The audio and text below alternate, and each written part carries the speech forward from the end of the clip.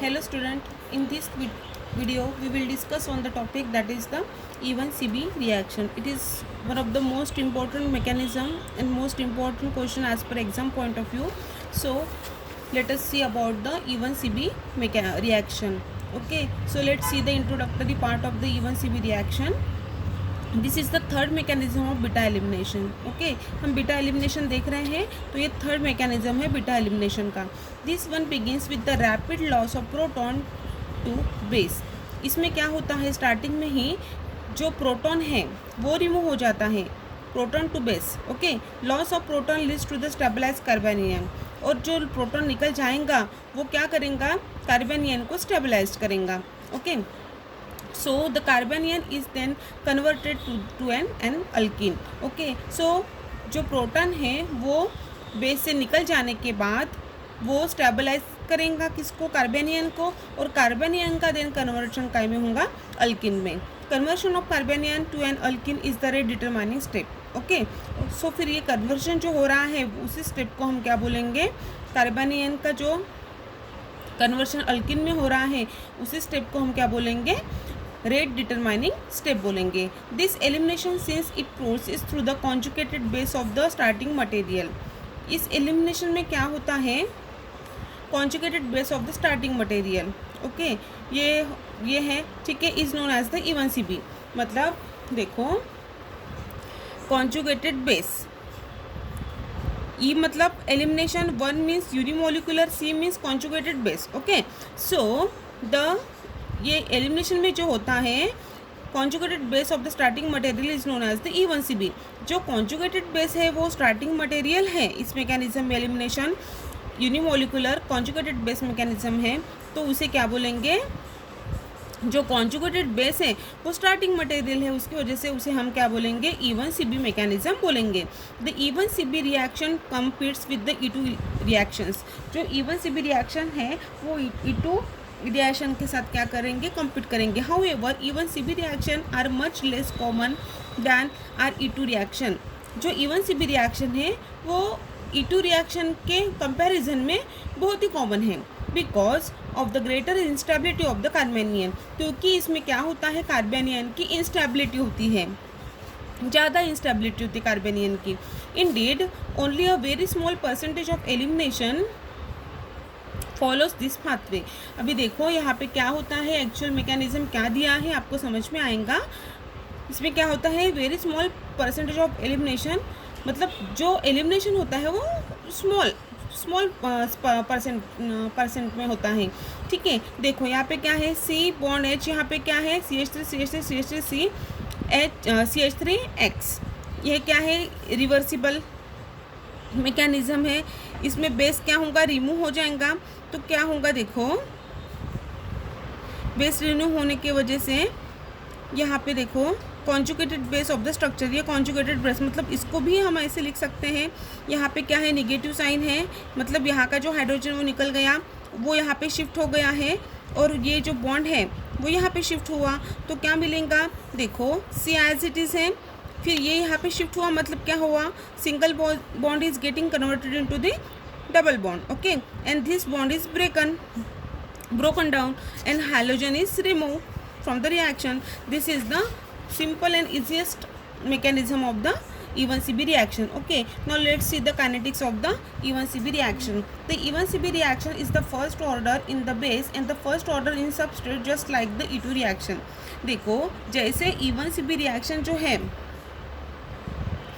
वो first order है in the base and the first order in the substrate, just like जैसे E2 reaction हमने देखी थी प्रीवियस वीडियोस में, हमने डिस्कस किया है कि E2 मैकेनिज्म में क्या होता है. आपने यदि वीडियो देखा होगा तो आपको पता रहेगा. ठीक है, जैसे उसमें क्या है, फर्स्ट ऑर्डर रिएक्शन है E2 एलिमिनेशन, वैसे ही क्या ये फर्स्ट ऑर्डर रिएक्शन है. सो द रेट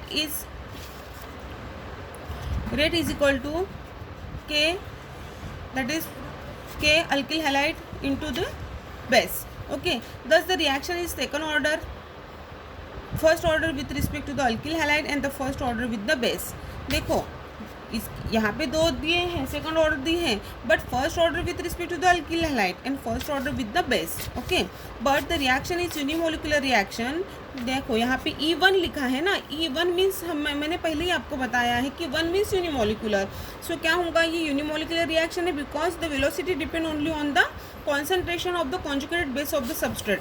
बिकॉज क्या है, उसका रीज़न ये है कि जो वेलोसिटी है रिएक्शन की, जो वेलोसिटी डिपेंड है वो concentration of the conjugated base of the substrate के ऊपर क्या है, डिपेंड है। This is the kinetic of the E1CB mechanism. और उसमें आगे क्या बोल रहे हैं, देखो, the use of the deuterium labelling can be helped to distinguish the E1CB reaction from the E2 pathway, and the E2 reaction is carried out in the solvent which could act as a deuterium source, and the reaction is interpreted before is because gone to the completion, and recovered starting material is free from the any deuterium। देखो यहाँ पे क्या बताया है कि the use of the deuterium labelling can be distinguish E1CB reaction. जो deuterium की labelling की है वो क्या कर रहा है, E1CB रिएक्शन को डिस्टिंग्विश करने के लिए, बाइफरगेट करने के लिए ये पाथवे यूज़ हो रहा है। यहाँ पे ये E2 पाथवे हम देख रहे हैं, ठीक है। वो क्या बोल रहे हैं, if an E2 reaction is carried out, यदि E2 means elimination bimolecular reaction यदि होती है out in a solvent which could acts as a deuterium source, वो ड्यूटेरियम सोर्स करके एक्ट होता है, and the reaction is interrupted before it has gone to the completion. और reaction में क्या होता है, इंटरप्शन होता है वो कंप्लीट होने से पहले ही, ठीक है। Recovered starting material is free from any deuterium, this happen. और क्या होता है, जो रिकवर्ड स्टार्टिंग मटेरियल है वो ड्यूटेरियम से फ्री होता है। This happens because there is no way by which deuterium could become incorporated into the starting material, okay. So यहाँ पे देखो क्या है, E2 पाथवे में वैसे ही रिएक्शन है। यहाँ पे क्या है, KOD और C2, ये क्या है, ड्यूटेरियम है, ठीक है। लेकिन ये इन प्रेजेंस ऑफ दिस ये रिएक्शन नहीं हो रही है, ठीक है।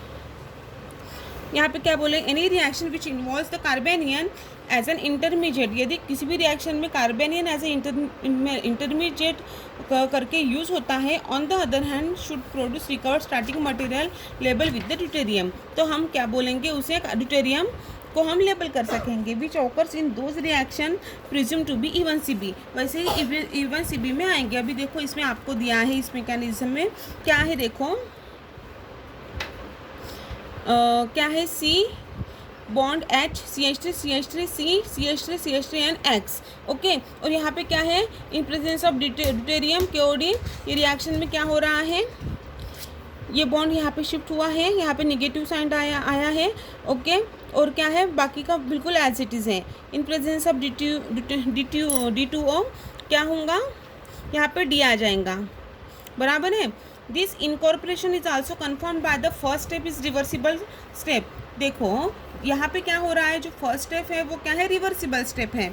यहाँ पे देखो, the reaction of 1,1 dichloro 1 deuterium 2,2,2 ट्राइफ्लोरोइथेन, यदि हम देखते हैं तो उसमें बीटा एलिमिनेशन हो रहा है विच फॉलोज द E1CB मैकेनिज्म, वो E1CB मैकेनिज्म फॉलो कर रहा है, ठीक है। By starting with the deuterium substrate the carbanion can be trapped using the OH and HOH, okay. यहाँ पे जो दिया है ये बता रहा है उन्होंने कि वहाँ पे कैसे हो रहा है। देखो जैसे DCCl3 लिया है हमने, ओके, CF3 लिया है और उसको OD निगेटिव और D2 ड्यूटेरियम के साथ क्या किया है, हमने रिएक्शन की है, तो हमें ClC माइनस CF3Cl मिला, ठीक है।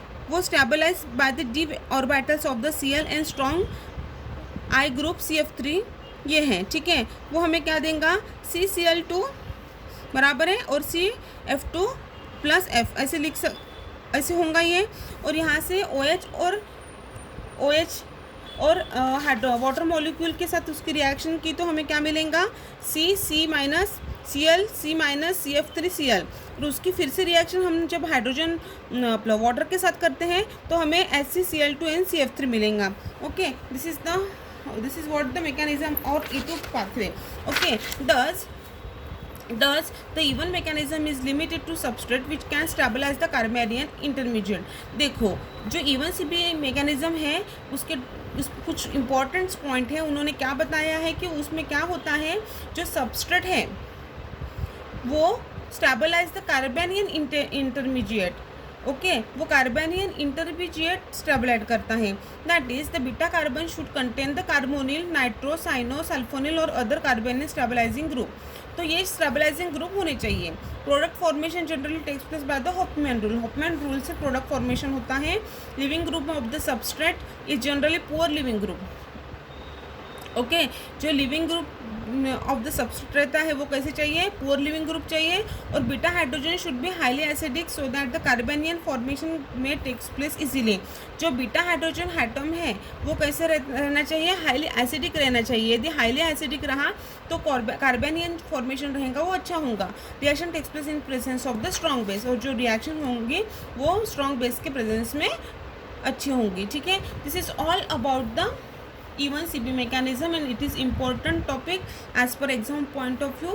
So this is all about the E1CB mechanism. Thank you.